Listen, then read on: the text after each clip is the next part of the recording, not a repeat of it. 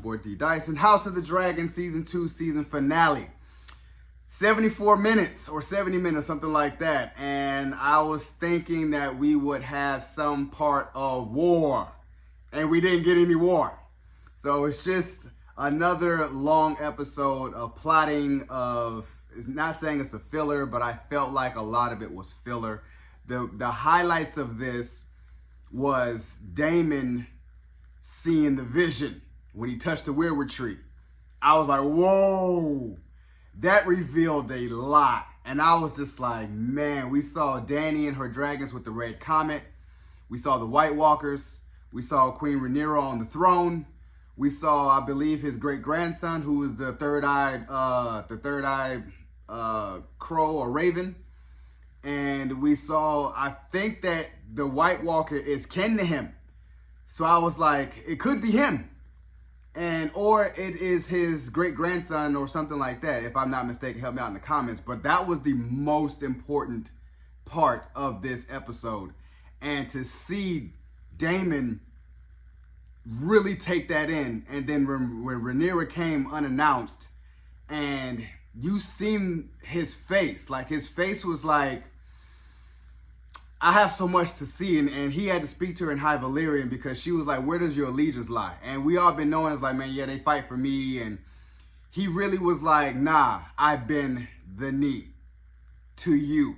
And she was taken back because it's like, this is not like you. And he was like, it took her back when he was like, the night is coming. And I got chills even just thinking about when he said it to her. She was like, and it freaked her out, like, you're talking like my dad. And he was like, I saw it. I saw it. There's nothing we can do about it, but we have to be here. We have to do this, and we have to fight. And he bent the knee and was like, we fight for Queen Rhaenyra. And I was like, my boy! Only because he is such a rogue, he is such a maverick, a wild card, and when it matters, it comes. He even saw his drowning, and I feel like he's going to best Aemon, and then he saw his death, and he accepts it all. He accepted all, and I was like, but to see Daenerys Targaryen, Daenerys Stormborn, in his vision, I was like, that was dope. And we seen Alicent come talk to Rhaenyra, and how Alicent was kind of like begging for forgiveness, or just in a position where she was like, I don't want to do this anymore. I want to leave. Like, you know, hey, here's a plot, here's a plan. You know, Aemon's going up there. You can come in and storm the castle and say that you conquered it. She just like, man, no, you already know what this means. I need your son's head. I need Aegon's head. And then she said it, a son for a son. That's the only way this war is going to end.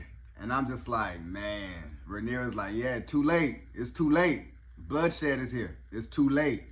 And Rhaenyra is more resolved than anything.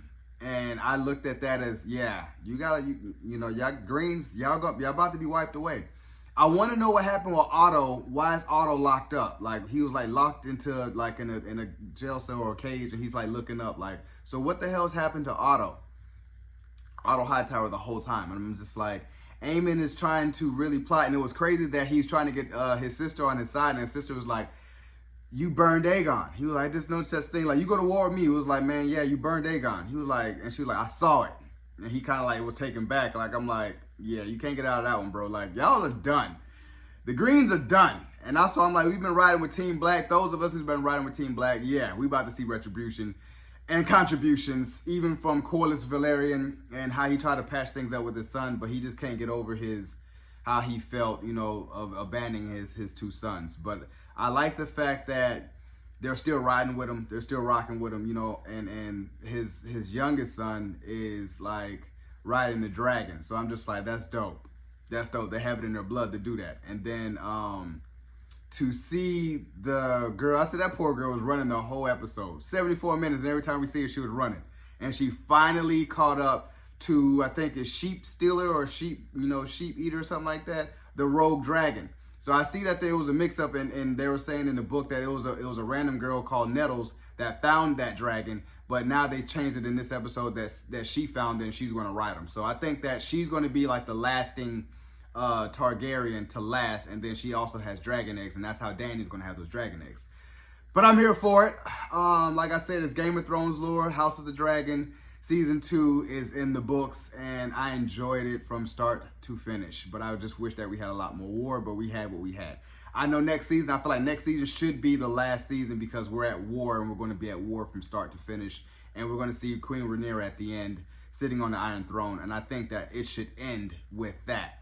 So, you guys enjoyed my review of Episode 8, season finale of House of the Dragon Season 2. Subscribe to my channel. Post a comment down below. Like the video. It's your boy, D. Dyson. Peace.